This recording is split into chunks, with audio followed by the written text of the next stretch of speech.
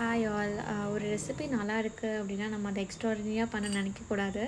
அப்படின்னு தான் இன்றைக்கி வந்து இந்த ரெசிபி எனக்கு கற்றுக் கொடுத்துச்சு. இது வந்து நம்ம ஏற்கனவே பார்த்த தீபாவளி சீரீஸில் நான் பண்ண ஒரு குலாப் ஜான் மிக்ஸ் மஃபின் தான். அதே ரெசிபி வந்து நான் இன்றைக்கி வந்து ஒரு ப்ளெயின் கேக், ஒரு ஷீட் கேக் மாதிரி பண்ணலாம் லார்ஜர் குவான்டிட்டின்னு சொல்லி நான் அது பண்ணிகிட்ருக்கேன். ஏன்னா தீபாவளி முடிஞ்சதுக்கப்புறமும் நம்மளுக்கு அந்த தீபாவளி ஃபீல் இருந்துகிட்டே இருக்கும் வீட்டில். பிகாஸ் அது நம்மளுக்கு ஸ்வீட் பேக்கெட்ஸ், லைக் வந்து ஸ்வீட் பேக்கெட்ஸ் நான் அதை சொல்கிறேன்னா குலாப் ஜான் மிக்ஸ் பேக்கெட்ஸ் வந்து நம்ம வீட்டில் இருக்கும். ஸோ அந்த மாதிரி இருக்கிறப்போ ரேண்டமாக பார்த்து நான் ஸ்டார்ட் பண்ண தான் இந்த ஒரு ரெசிபி. அதனால் நான் இன்றைக்கி வந்து கொஞ்சம் லார்ஜர் வெர்ஷனாக தான் ஃபஸ்ட் பண்ணது நல்லா வந்துருச்சு அப்படின்னு சொல்லி நான் செகண்ட் வந்து கொஞ்சம் லார்ஜர் வெர்ஷனாக பண்ணலாம் அப்படின்னு சொல்லி பண்ண ஸ்டார்ட் பண்ணேன். ஸோ எல்லாம் கீ அதில் ஆட் பண்ணியிருக்க அதே இன்க்ரீடியன்ஸ் எல்லாமே கொஞ்சம் வந்து லார்ஜர் குவான்டிட்டியில் நான் ஆட் பண்ணிகிட்ருந்தேன். இதெல்லாம் ஆட் பண்ணிவிட்டு நல்லா மிக்ஸ் பண்ணி கொடுத்துட்டேன். இது வந்து கம்ப்ளீட்டாக eggless recipe as you all know. இது எல்லாத்தையும் நான் மிக்ஸ் பண்ணிவிட்டு என்ன இன்றைக்கி நான் டிஃப்ரென்ஸ் பண்ணேன் அப்படின்னா, இன்றைக்கி வந்து நான் வந்து சாஃப்ரான் மில்க் ஆட் பண்ணுறேன். நான் வந்து போன ரெசிப்பியில் நான் சாஃப்ரான் இன்ஃப்யூஸ்ட் வாட்டர் யூஸ் பண்ணியிருப்பேன். இன்றைக்கி வந்து ஓகே நாம் இன்றைக்கி மில்க் யூஸ் பண்ணலாம் அப்படின்னு சொல்லி மில்க்கும் ஆட் பண்ணிக்கிட்டேன். இது எல்லாமே சூப்பர்பாக வந்துச்சு. பேட்டரும் வந்து எந்த ஒரு லம்ப்ஸ் எப்படி நம்மளுக்கு பார்க்குறப்பே பேட்டர் எவ்வளோ ஏரியாக இருக்குன்னு தெரியும்ல. ஸோ அந்த மாதிரி சூப்பர்பாக வந்துச்சு. ஸோ இதெல்லாம் பண்ணிவிட்டு நான் வந்து இந்த ஒரு ஃப்ராஸ்டிங் இல்லாத ஒரு ஐஸ்கிரீம் எதுவும் வைக்காத ஒரு ப்ளெயின் கேக்காக தான் சாப்பிடணும், அந்த மாதிரி ஒரு ஸ்நாக் கேக் மாதிரி இருக்கட்டும் தான் இது ஒரு மைண்ட் செட்டில் ஸ்டார்ட் பண்ணேன். ஸோ அதுக்கப்புறம் வந்து நான் அந்த மாதிரி இன்க்ரீடியன்ஸ் மெஷர் பண்ணி எடுக்கிறப்போ ஓகே ப்ளெயின் கேக் அப்படின்னா நம்மளுக்கு வந்து மேபி ஸ்வீட்னஸ் நம்மளுக்கு கூட தேவைப்படும் அப்படின்னு எனக்கு ஒரு தாட். பிகாஸ் மஃபன் ப்ளெயின் கேக்ஸ் எல்லாம் நம்மளுக்கு கொஞ்சம் ஸ்வீட்னஸ் ஹாஃப் ஸ்வீட்டாக இருக்க மாதிரி தான் இருக்கும்.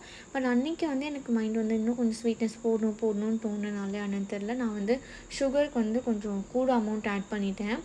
ஸோ ஐ திங்க் நான் டபுள் அமௌண்ட்டும் நான் வந்து கொஞ்சம் இருக்கிற அமௌண்ட்டை விட வந்து ரொம்ப கூட ஆட் பண்ணிட்டேன். ஸோ அதை ஆட் பண்ணதுக்கப்புறமா நான் வந்து அது வந்து எதுவுமே ஒரு பேக்கிங்கில் வந்து மெஷர்மெண்ட்ஸ் இம்பார்ட்டண்ட். ஆனால் வந்து அன்றைக்கி வந்து ஏன் அது எனக்கு தோணலைன்னு எனக்கு தெரியல. பட் ஸ்டில் வந்து இந்த மாதிரி ஒரு இது எனக்கு நடந்துச்சு. ஸோ பேட்டர் பாருங்கள், இது சூப்பராக வந்துருந்துச்சு. அதே மாதிரி நான் பேன் வந்து சூஸ் பண்ணது வந்து பேட்டர் நிறையா இருக்குது அப்படின்னு சொல்லி நான் ஒரு 7 inch பேன் கிட்ட சூஸ் பண்ணியிருந்தேன். ஆனால் அந்த பேட்டரெல்லாம் நான் போர் பண்ணிவிட்டு நான் ஸ்ப்ரெட் பண்ணலாம் பார்க்குறப்போ வந்து எனக்கு வந்து அந்த பேன் வந்து ரொம்ப பெருசாக இருக்குது அப்படின்னு தோணுச்சு. அதில் கேஷ்யூஸ் எல்லாமே நான் கொஞ்சம் சாப் பண்ணி ஆட் பண்ணியிருந்தாங்க அங்கே. இதெல்லாம் ஆட் பண்ணதுக்கப்புறம் சரி இது எப்படியும் வந்து நம்மளுக்கு எந்த ஃப்ளார் எதுவும் ஆட் பண்ணாதனால ஃப்ளாட் கேக்காக தான் வரும் நம்மளுக்கு தெரியும். அதனால நான் வந்து ஒரு மாடரேட்டான பேன் எடுக்கலாம்னு ஐடியா. சரி ஓகே இப்போ பேட்டர் போர் பண்ணதுக்கப்புறமும் எனக்கு ஒரு டைலமா ஓகே ஸ்ப்ரெட் பண்ணி பார்க்கலாம், மேபி பேட்டர் வந்து ஒரே இடத்துல இருக்கனால நமக்கு அப்படி இருக்கும் அப்படின்னு சொல்லி ஸ்ப்ரெட் பண்ணி பார்த்தா ரொம்ப தின் ஷீட்டாக வர மாதிரி இருந்துச்சு. ஸோ ரொம்ப தின்னாக இருந்துச்சுன்னா ரொம்ப கிறிஸ்பியாக பேக்காருன்னு சொல்லி ஒரு சின்ன ஒரு பேனில் நான் வந்து பேட்டர் மாற்றி எடுத்துக்கிட்டேன். ஸோ மேலே கார்னிஷிங்க்கு நான் இன்றைக்கி வந்து கேஷ்யூஸ் ஆட் பண்ணுறேன். இது எல்லாமே நான் ஆட் பண்ணிக்கிட்டேன். ஸோ வந்து நான் இந்த ரெசிபி ஏற்கனவே பண்ணனால ரொம்ப எனக்கு கான்ஃபிடென்ட்டாக இருந்துச்சு, இது எப்படி நல்லா வந்துடும் அப்படின்னு சொல்லிட்டு. ஆனால் அந்த கான்ஃபிடென்ட் லெவலில் பிரேக் பண்ணுற மாதிரி தான் இன்றைக்கி நடந்துச்சு எனக்கு. ஸோ இவ்வளோ கேஷ்யூஸ் போட்டும் எனக்கு கடைசியில் வந்து ஒரு கேஷ்யூ கூட எனக்கு கிடைக்கல அந்த கேக்லேருந்து.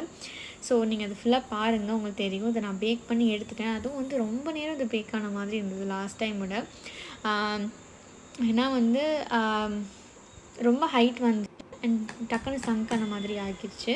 அது ஏன் அப்படின்னும் எனக்கு தெரியல. அப்புறம் எடுத்ததுக்கப்புறம் இந்த மாதிரி இருந்துச்சு நம்மளோட கேக் பார்க்குறதுக்கு. அண்ட் நம்மளோட கேஷ்யூஸ் எல்லாம் வந்து போய் பட்டர் பேப்பரில் கீழே ஸ்டிக் ஆனாய் கேக் வந்து எடுக்க முடியாமல் இருந்தது. ஸோ அந்த மாதிரி நான் எடுத்துட்டேன். அண்ட் நான் இப்போ வந்து கட் பண்ணி காமிக்கிறேன். உள்ளே இருக்க டெக்ஸ்சர் எல்லாம் வந்து நல்லா தான் வந்திருந்தது அண்ட் டேஸ்ட்டும் நல்லா தான் இருந்துச்சு. பட் இது வந்து நான் ஸ்வீட்னஸ்க்காக தான் மெயினாக வந்து இந்த மாதிரி ஆகியிருக்கணும். பிகாஸ் நான் எந்த சேஞ்சும் பண்ணல எக்ஸப்ட் சுகர். ஸோ அதனால் எப்போயும் ரெசிபி அப்படியே ஃபாலோ பண்ணுங்கள்.